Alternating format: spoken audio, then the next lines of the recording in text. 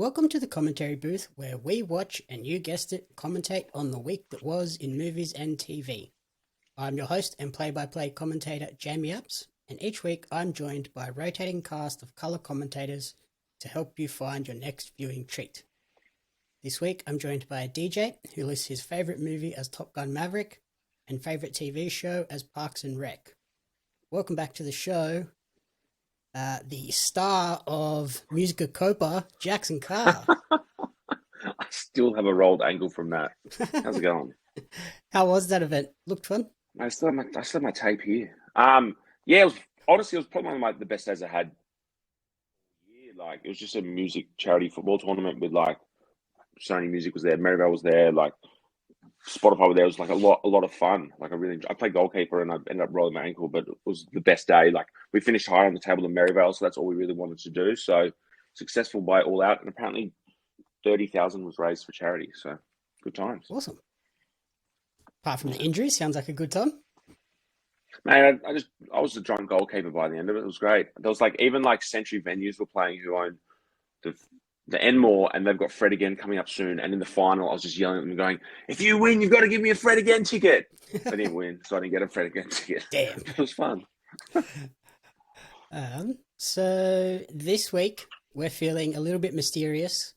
We're going to review White Lotus Season 2 and then do a quick little refresher for Knives Out, leading into A Glass Onion, A Knives Out Mystery, the sequel. So, kicking it off first, a show that Jaxon has been telling me to watch for a very long time, and then I finally got down to it, and I binged 2 seasons in about a week. Yeah. So yeah, White Lotus, black comedy, drama anthology series created by Mike White, who surprisingly is much more well known than you would think. Do you know his previous role before transitioning into this writer, director, creator role? No. He was Ned Schneebly in the School of Rock movies. Oh, wow. Yeah. Wow. There's a fun fact for the day. Yeah, I was reading up on him and I was like, oh, who's Mike White? Clicked on his Wikipedia page. I was like, I know that guy. And yeah, he's Ned Schneebly from School of Rock. Interesting transition. Like yeah. Yeah, big time. So White Lotus, HBO series, basically following guests and the employees of fictional White Lotus hotel resort chains. And then their stays are always affected by some sort of murder mystery, death in the resort, and it always gives you this little teaser at the beginning of the season. Somebody died, but you don't know who it is or how, and then you meet the characters a week before and go through and try and get to the point of someone dying. First season was set in Hawaii, second season in Sicily. What did you think of, like I said, you've been pushing me to watch season 1 for so long. Did season 2 live up to your expectations? First of all, I'd like to say, imagine being an actor or an actress on that show. Oh, first season, oh, Hawaii, hard life. Second season, oh, let's go to Sicily. And then next season, they're going to go to Southeast Asia or something. Get me on that show, please. But honestly, the first season was one of my favorite things I watched in lockdown 2.0 last year. I absolutely loved it. You know, when a second season comes out and it's a show that you love so much and you're like, how are they going to do it? And especially with the second season, without giving too much away, it's all new characters, which is pretty obvious. You can see the advertising. And you're like, oh, how's it going to go? Because you fall in love with the old characters. But then season 2 was amazing. The theme song was amazing. All these new characters worked really well together. And yeah, Aubrey Plaza, who obviously is in Parks and Rec and is in the new Guy Ritchie movie coming out next year, I love. And I thought it was a brilliant season. Absolutely loved it. Great scenery, great storyline, and yeah, really lived up to my expectations, that's for sure. And I thought a lot more people this year have been watching it. Last year, I remember watched it. A lot of people didn't watch it as much. And then just seems this season, it just exploded. Yeah, I think it has been one of those ones that over time more people have checked it out, especially because the season 1, 6 episodes, season 2, 7. Yeah. So I think people have had that year to sort of discover it, and because it's only 6 episodes, got through it quite quickly and then were prepared for season 2, and it definitely does seem a lot more popular this year. Yeah. I think like a lot of people I spoke about slowly got around to watching it, and then like yeah, it just seems like everyone was just. I actually waited until it was completely finished before I watched any of this season, and I literally finished it in 2 nights. I was like, I just need to do it because I can't do it week by week. Yep, yeah, because I had that first season to get through. I started that about 2 or 3 episodes into season 2 being out, and then by the time I finished season 1, season 2 had wrapped, so I just powered through and got to watch them pretty much all in sequence like you did. Yeah, hectic. Such a good show. Such a good score as well. Mm-hmm. I think by watching them all in that one sitting, like I did too, I think for me, season 1 was slightly higher on the list, purely on the mystery front. I think the mystery was a bit better, more well done in terms of, yeah, you think it's one person that died in particular, and then the spoiler is that it's not that person. And like, I thought that was a really cool twist, because I was like, the whole time I'm like, how does this person die? Like it has to be this person. Like it's definitely them that dies. And then it's like, twist, no, it's not. It's this other person. And I was like, whoa, didn't see that coming. Yeah, in season 2, you kind of figure out, like, I think in episode 5, end of 5 or end of 4 or start of 5, you kind of figure out it's going to be one of 2 people that is going to die, and you pretty much know who it's going to be. And then there could be another one, because at the start, they're like, a few people have died. And you go like, oh, it could be these 2, but then it turns out to be, like, yeah. Like, I thought that season 2 mystery was good, but I think knowing that multiple people died sort of, I guess, lessened the impact, which is weird because more people die. But you kind of aren't, like, trying to pinpoint exactly who one person it is. Like, you're thinking, okay, it seems like they could die and it'd be expected, but yeah, so it just didn't quite meet the same level as season 1 for me. Yeah. I also think there was one guy in season 1 who was just absolutely fantastic. Like, I loved him. And spoiler, he's not in season 2. So it was good that they kept Jennifer. I was going to say, to be fair, there's only one person that carries over. Yeah, I know. Like, but there was one, like, it's funny, like, in the first season, there was one character who really stood out for me. And he was actually Aussie as well. And, like, spoiler, he's the one that dies. Mm-hmm. Like, I was like, fuck, whoa, they've actually killed, like, the best guy in the show that, like, everyone, like, would have, like, was him and Jennifer who would have loved. And you're like, whoa, you don't really expect, like, the most outstanding character, that, in my opinion, in the show to die. And I was like, oh, whoa, that's cool. And then, like, yeah. Yeah, he definitely was like a standout character. I think because he was so just like over the top and out there.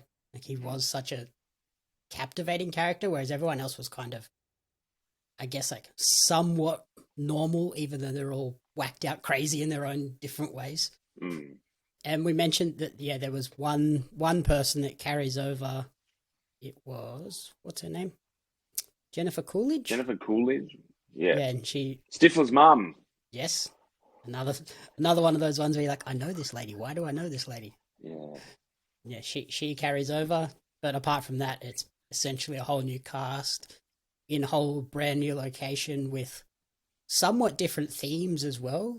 Like, season 1 explored how money can change, like, even your most intimate relationships, and then, like, also a bit of, like, culture war stuff with, like, the daughters were, like, or the daughter and her best friend were, like, the woke warriors, essentially.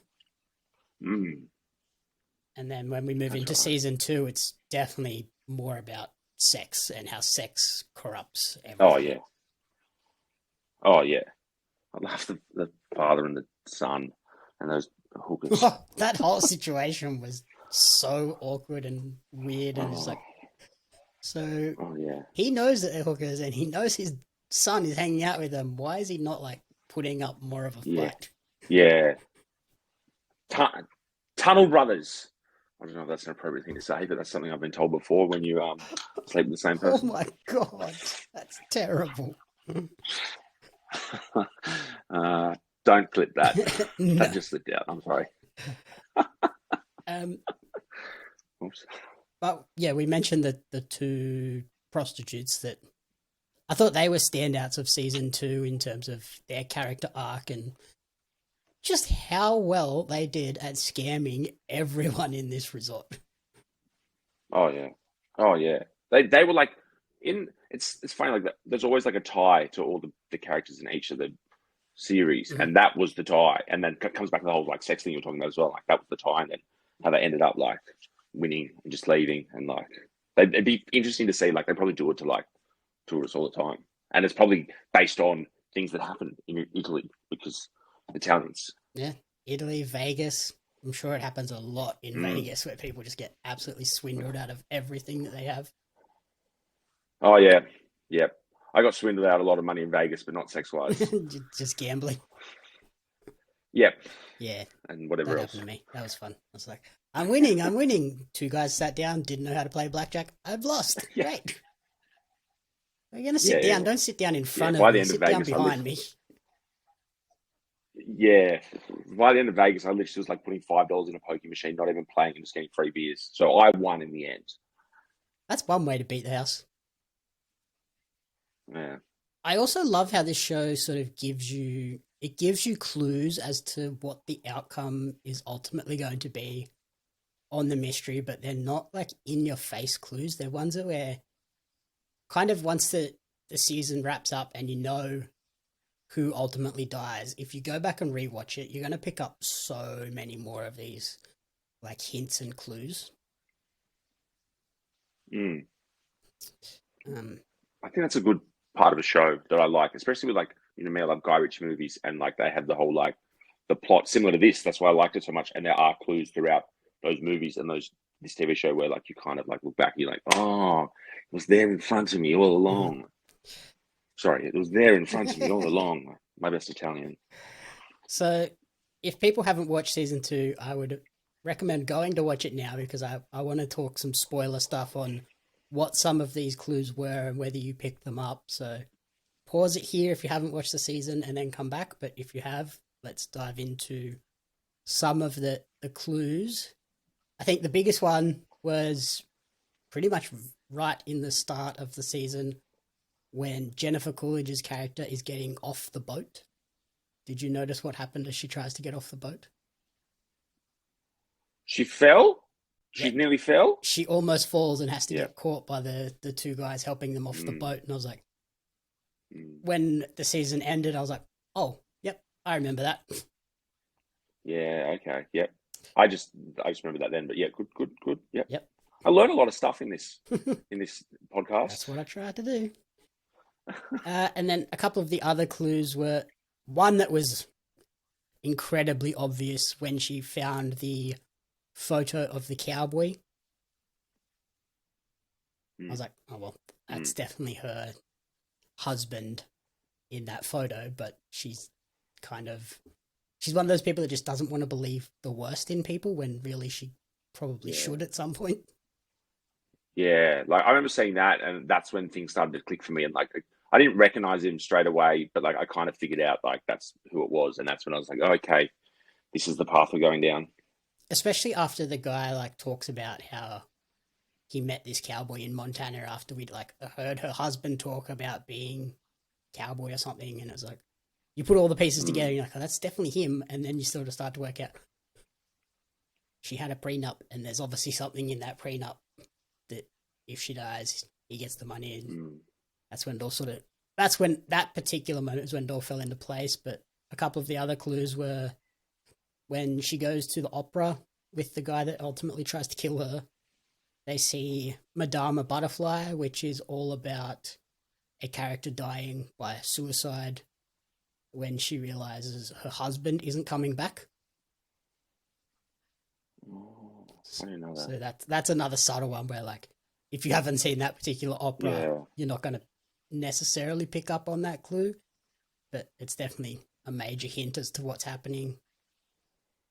Uh, a couple of the other ones. Her tarot reading, the Oh yeah. the lady that comes in to give her the tarot reading starts yelling, "La pazza di potera al suicidio," which is "the crazy woman will bring you to suicide" in English. And Jennifer Coolidge's character is a bit of a crazy woman. Mm. And then the other sort of real subtle one, when the three guys, like the dad, the son, and the grandfather, go to the Godfather, the town that Godfather's based on, they see a Godfather mannequin wearing Tanya's dress. And in the Godfather, the lady that character is based on dies when a car bomb blows up, meant for her husband. Oh. So, yeah, another subtle one where if you haven't watched The Godfather, you're not going to pick it up unless you're paying close attention to like the costuming. You're not going to pick it up, but lots of those little subtle hints that if you notice them, or even if you haven't, and then you go back and rewatch it, you're going to pick them all up and like, oh, they were clearly pointing you in that direction, but if you're not paying attention, you miss them and get a little bit of a shock at the end. Would you believe me if I told you I'd never seen The Godfather? Yes, I would. Is that the one where he's like sitting on like a chair with all the blow around him? No, that's Scarface. No, that's Scarface. I haven't seen that either. Similar, but different. What am I doing with my life? Not watching I movies. feel like Scarface is your sort of movie, though.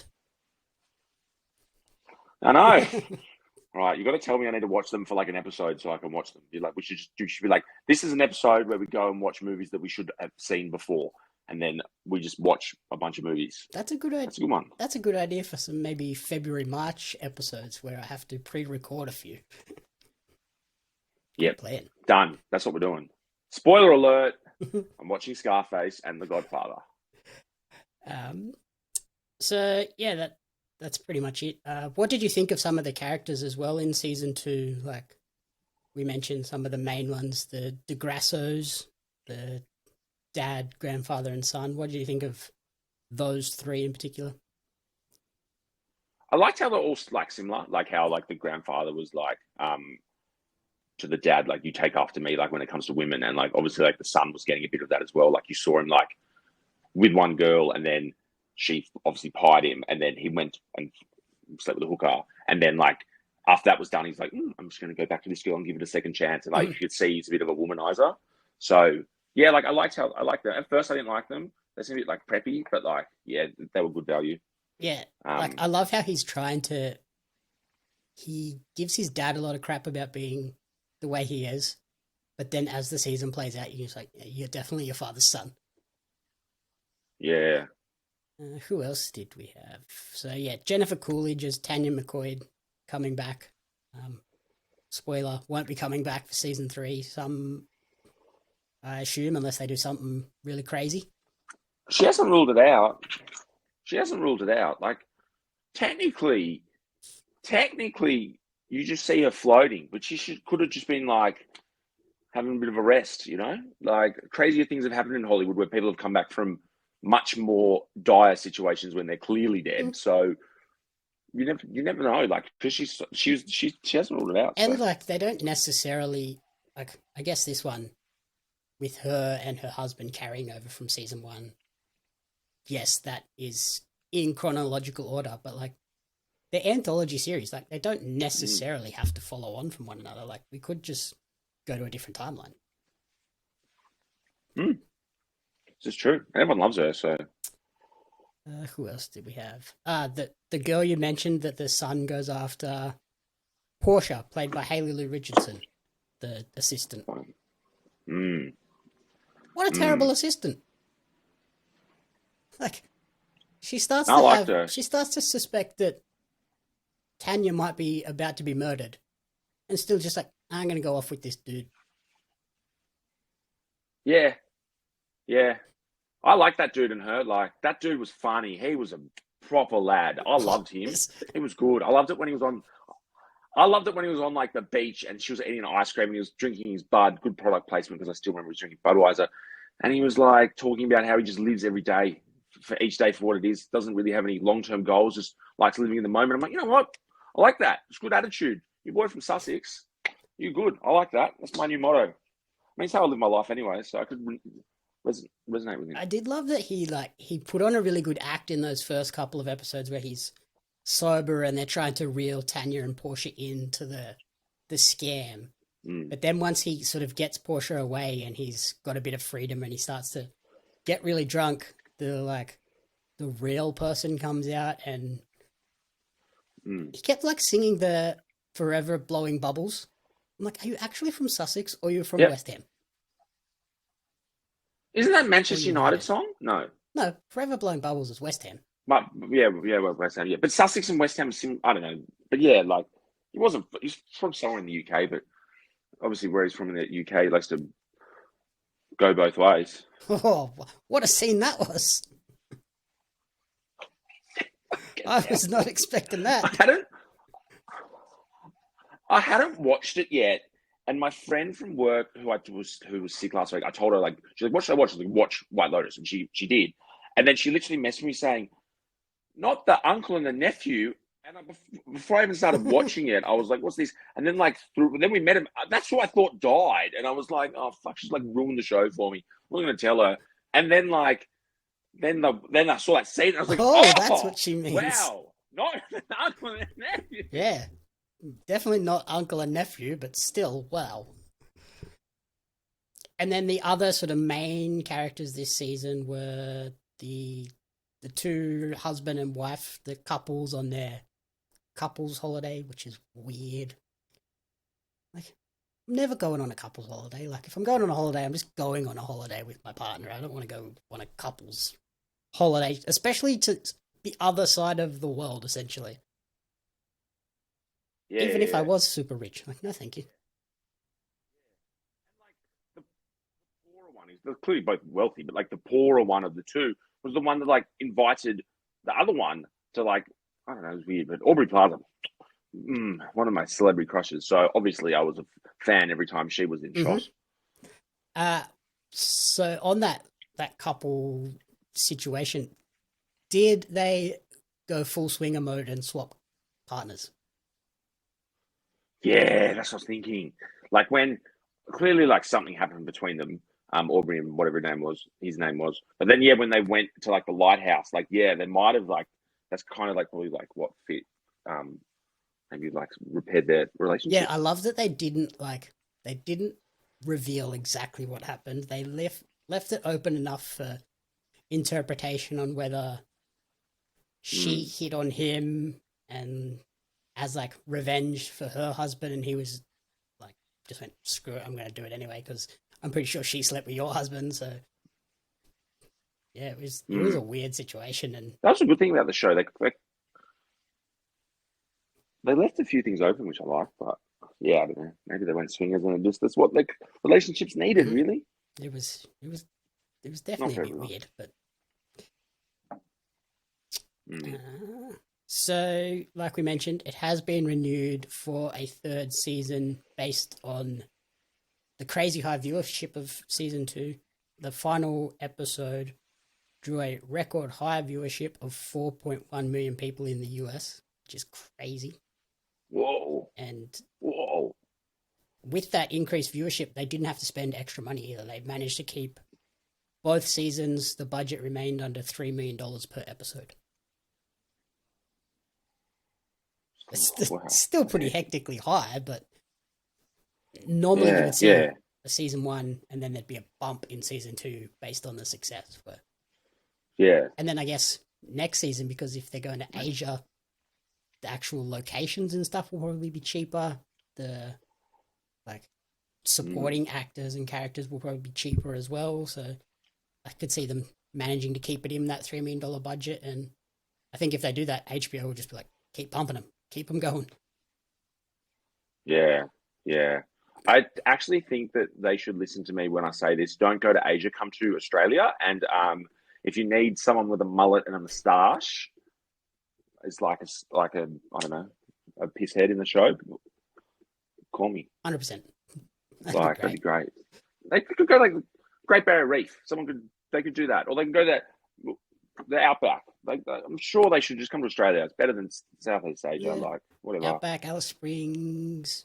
I could see them doing a Mm. Byron one. Byron, I think, would fit Yeah, well, and they could yeah.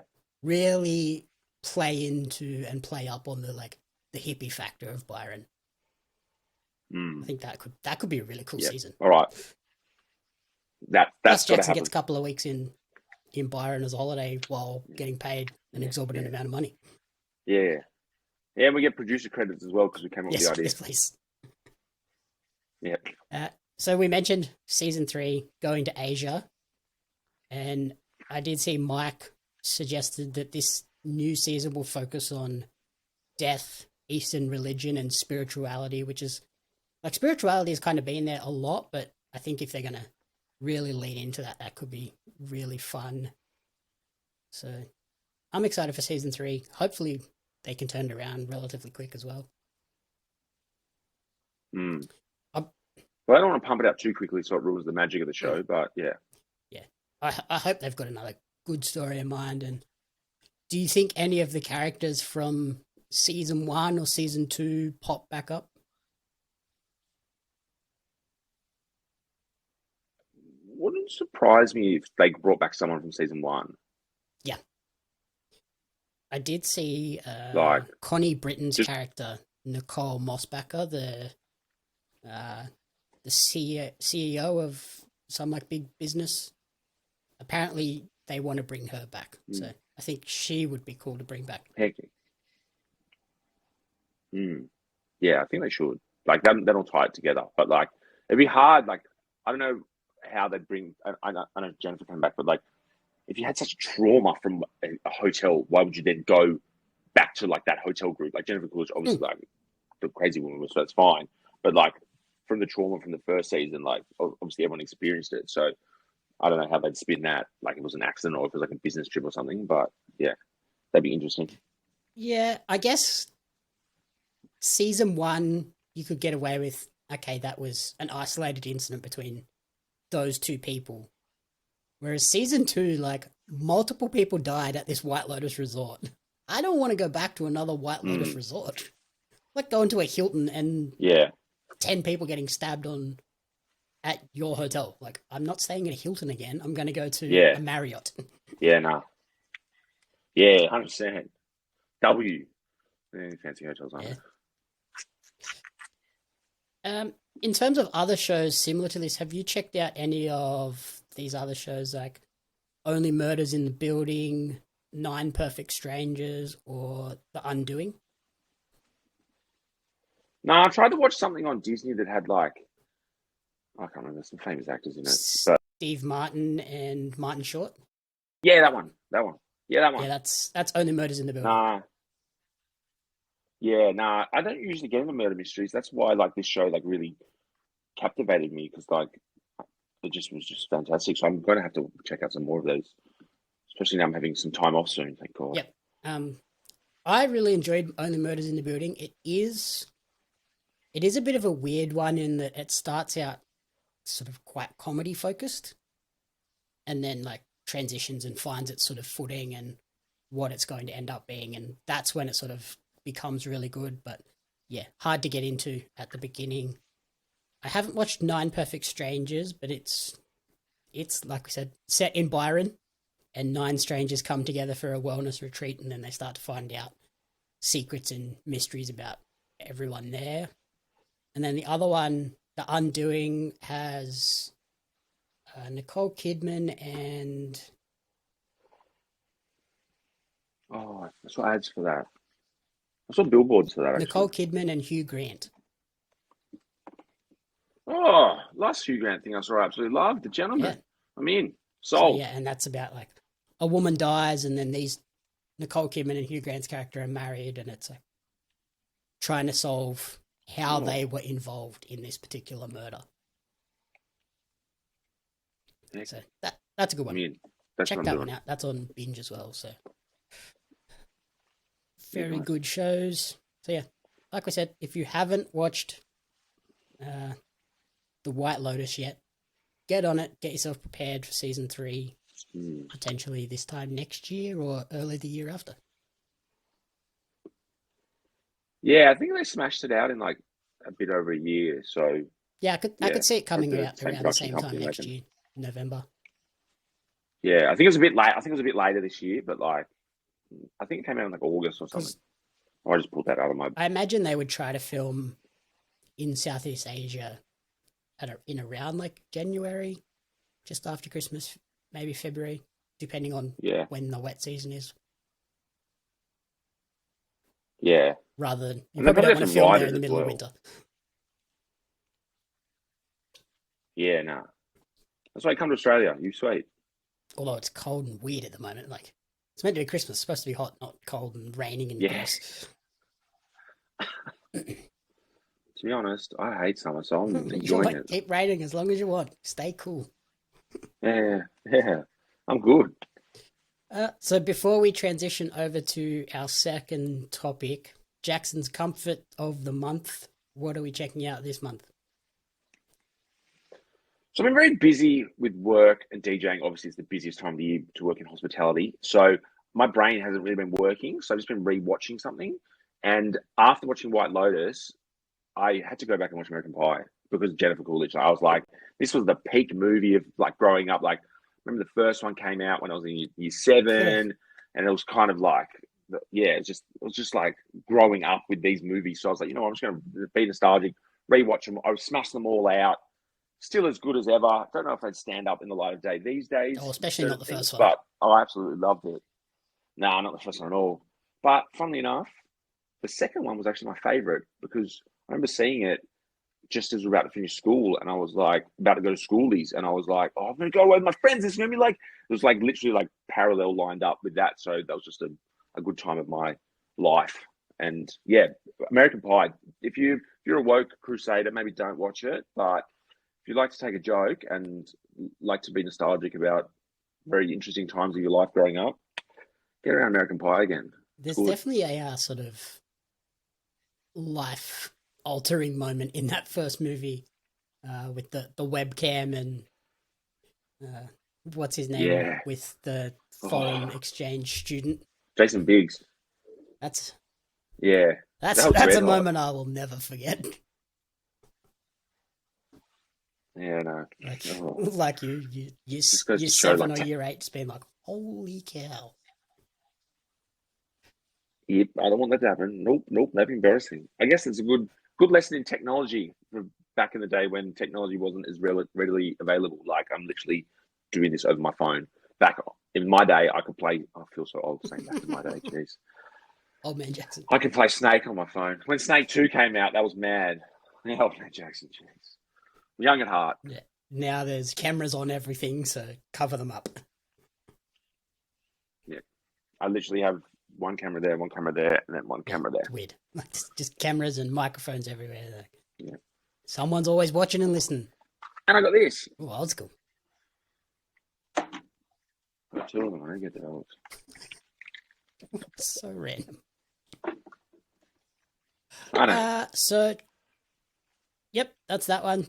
We'll transition over to our second topic for this week. Knives Out, the Netflix movie, or it's now on Netflix, as a refresher to get us ready for Glass Onion, a Knives Out mystery, which is the sequel. So the first one, Knives Out, follows Harlan Thrombey, who is a crime novelist, and he's found dead after his 85th birthday.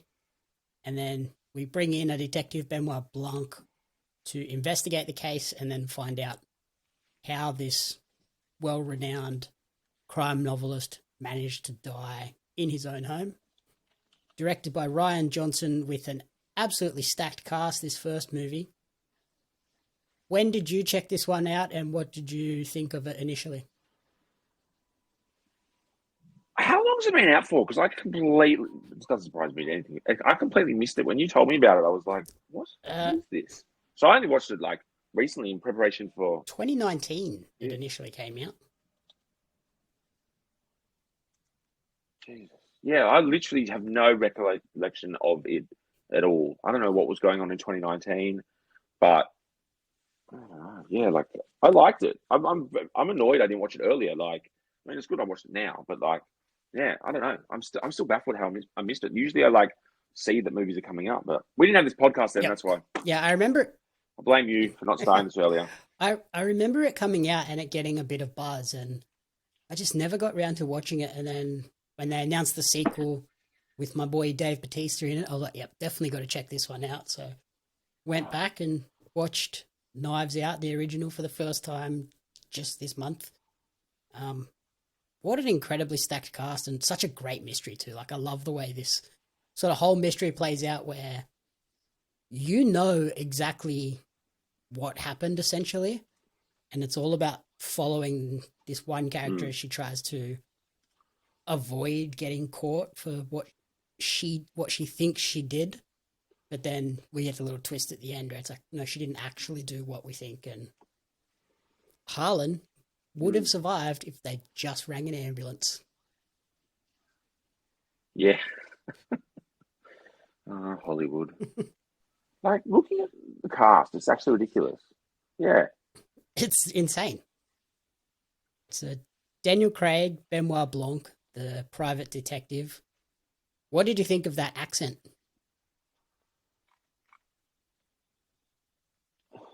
I don't know. Like, I don't know. It felt like a ridiculous caricature, and knowing that he's English and that's not his actual voice and accent, that was a little bit off-putting, but yeah, whatever. Guess it was just a character choice that they wanted to go with. I don't like it when, like, I mean, when actors that I know have certain accents then do like a foreign accent to them. I like saying that though. Going back to the gentleman again, Charlie, whatever his name is, Jax Teller. I always knew him as like American, and then when I found out he was actually English, I didn't mind him going back to English. So like when an actor does like an accent that's not theirs, and then I hear them go back to the natural one, I like. But if it's the other way around, it gives an ick. I just don't like it unless it's done well. Yeah. Speaking of the Jax Teller, the actor that does that, Charlie Hunnam. Did you know he had to sort of get a vocal coach to help him get his English accent back to being actually English? Really? Because he'd done that American accent for so long on Sons of Anarchy. Yeah. When he then went back to play a English role, they were like, "Oh, you sound weird. Yeah. You don't sound English anymore." Hectic. I didn't know that.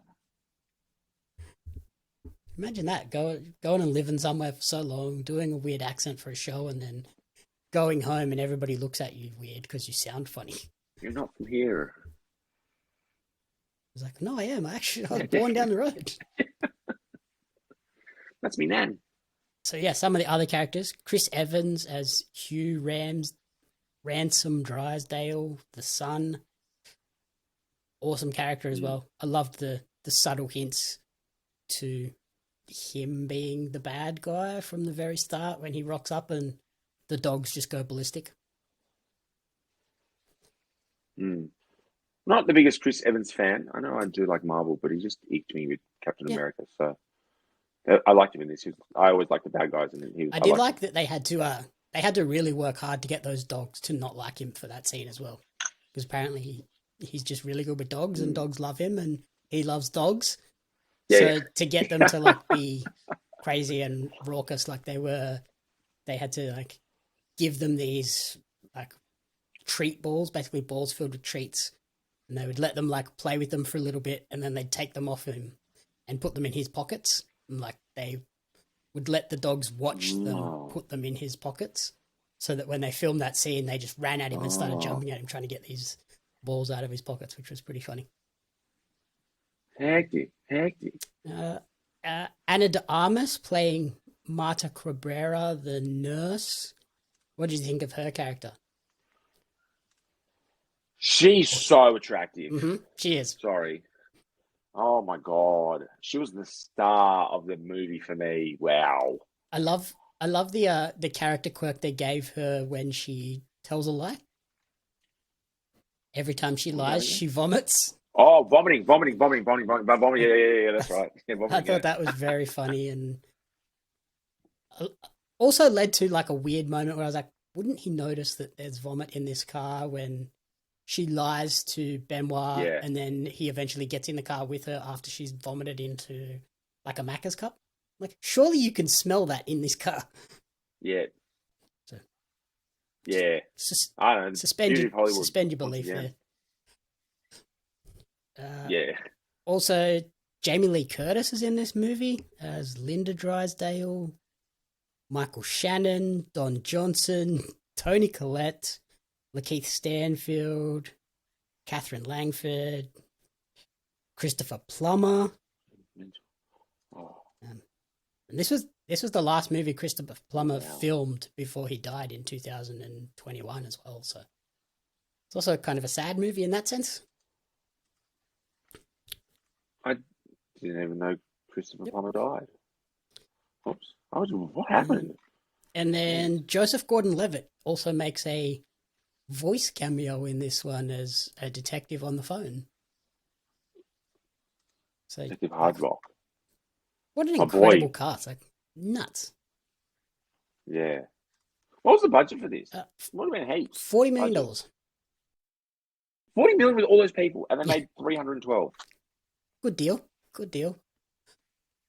I Good wonder if investment. a lot of those actors did it just to be in a movie with all of those other actors, and maybe they Yeah. took percentages on the box office rather than money up front as well. Like, I've heard a lot of actors are now starting to do Yeah. that, because I can't remember which actor it was, but there was one actor that he took percentages on a movie where they were just like, that's a crazy idea. Why would you take like 2% on this movie?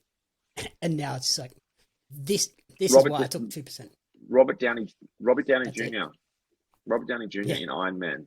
He took like at the start, like he took less money, and then he was like, "I'm going to take a cut on all the movies like that I appear in or anything coming up." And I was like, "What are you doing?" And fucking the best idea ever, because Marvel movies are the highest grossing movies as a collective, I reckon. And he's in, I'm just saying that off the top and of my he's head. in but nearly what all prices of them. are. Like, yeah.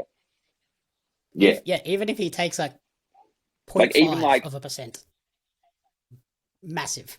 yeah, like he's even in like Spider-Man, the first Spider-Man after he dies, there's like a flashback, and like he probably didn't even need to act in it, and he'd still get commission of that because he's in it. Like, yeah, it's such a smart idea. If you get like an ensemble cast together, and you know that like they're going to do well, it's not going to flop, and you got a good director, yeah, for sure they take a percentage Yeah, of like, the film. because you're going to get Daniel Craig fans are going to want to check this one out. Chris Evans fans are going to want to check this one out.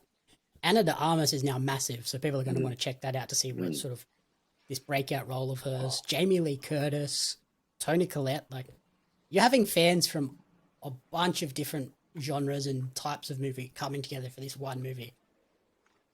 Why not take half a percentage? I'm definitely, saying that, I'm definitely going to see any movie Anna de Armas is in moving forward because she's a very good actress. Just looking at her Blonde filmography now. on Netflix, yeah, maybe not so much. It's that's about it's Marilyn Monroe. it's an interesting movie, but it's also very weird and like art house movie. Have you seen the cast for Glass Onion, the sequel as well? I had that opened up. Yeah, it's another incredibly stacked cast. Daniel Craig returning, Kate Hudson, Jessica Henwick, Edward Norton, Catherine Hahn, Janelle Monáe, Ethan Hawke, Dave Bautista, Leslie Odom Jr., Angela Lansbury, Stephen Sondheim, Joseph Gordon-Levitt, Jackie Hoffman, Serena Williams, Hugh Grant, Kareem Abdul-Jabbar. Yeah. What? Yeah. Oh, Yo-Yo Ma. It's another incredibly stacked cast, and I'll be checking that one out as soon as it drops on Netflix. Like, it looks so fun as well. So, as of recording, it comes out tomorrow night, 7 p.m. Comes out on Festivus. Yes, it does. So you can watch that as your hungover recovery day. Yeah. What are you doing next few Yep. days. I'm watching that. Yeah. Hell yeah. In terms of the Knives Out, the originals mystery, I loved that they sort of gave everyone seemingly had a motive to kill Harlan as well. So that made it a lot like more intriguing as to, even though we kind of know exactly what happened. I love that when they start to investigate and you think, oh, maybe someone did something to lead her to actually poisoning him, and they start to question each other as well. Like everyone in the family is like, oh no, it's definitely you. It was definitely you, because yeah, they're all like, oh, something happened here. Yeah. Yeah, it's good. I'm yeah, as I said, like it's a great movie, and I'm very disappointed I didn't see it earlier. But I guess it's good that I've watched it recently because now I don't have to wait 3 years for the next one. I have to wait maybe 48 hours because I'm going out tomorrow night. But yeah, not And long.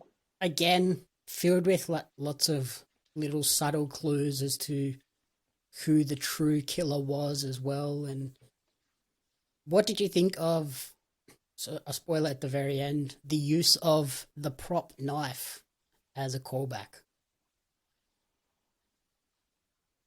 I Did you thought it was remember good. like the earlier suggestion of the prop knife as well? No, like I had to like when I was doing like reading up about stuff, like it wasn't something I recognized straight away, but it was one of those things that you piece back the movie and you're like, oh yeah, it's a Yep. retractable stage knife. Like Yeah, as soon as he stabbed her, I was like, that's the prop knife they were talking about, surely. And then, yeah, revealed to be yeah. that way. And I love that that calls back to one of the earlier characters basically saying to Chris Evans' character, you are so dumb you wouldn't be able to tell the difference between a real knife and a prop knife. And turns out he can't. Yep, there it is. And then as we close out, your favorite character, Anna de Armas, do you know how she got this role in this movie? So No. she was filming James Bond as a Bond girl with Daniel Craig. And after the chemistry they had in that movie, Daniel Craig was like, we need a woman for this movie. She's the girl. We need her. And that's how she got this role. Wow. Well, she's also starring in a new movie that's coming out next year with Chris Evans. So obviously they have good chemistry as well. I think, next, coming off Blonde, where her performance was fantastic, I think next year is going to be a big year for her with movie releases and a bunch more roles coming off that. Yeah. Oh, she dated Ben Affleck for a bit. Lucky. Who? Ben Affleck or her? Or both? Her? Good on both. Of course. Nah, Ben. Yeah, well done. And so, yeah, the sequel, basically the only character that's going to carry over is Daniel Craig as Benoit Blanc investigating a totally new mystery, which I'm excited for. And did you hear how much Netflix paid to get not only Glass Onion, but the sequel after Glass Onion as well? $469 million. $469.